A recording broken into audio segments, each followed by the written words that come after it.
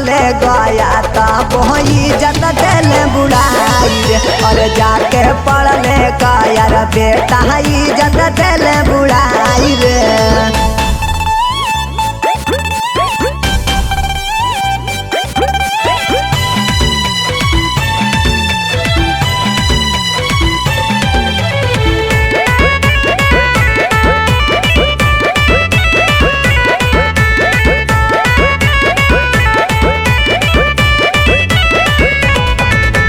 सोचले रहे बाप तोरा बेटा बनतै फौजी, जाके कॉलेज बेटा भइले मन मौजी।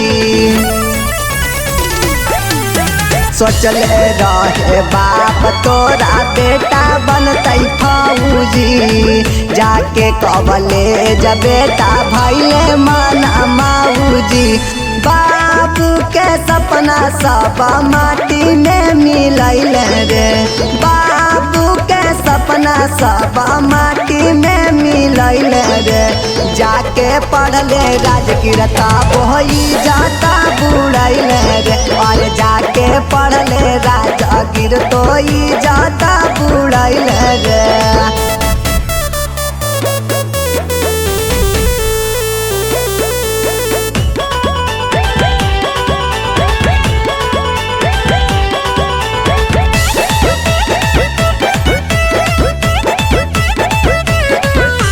रोहित सूरज के बात नहीं मानले, कतनो समझैले रौशन नहीं समझले।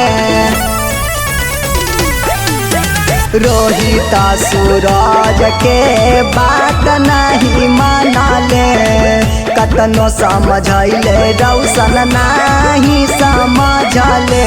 बाप के वृद्धा पेंशन बेटा देले उड़ाई रे, बाप के वृद्धा पेंशन बेटा देले उड़ाई रे। जाके पढ़ले पटना तब इज्जत देले बुढ़ाई रे। जाके पढ़ले पटना तब इज्जत देले बुढ़ाई रे।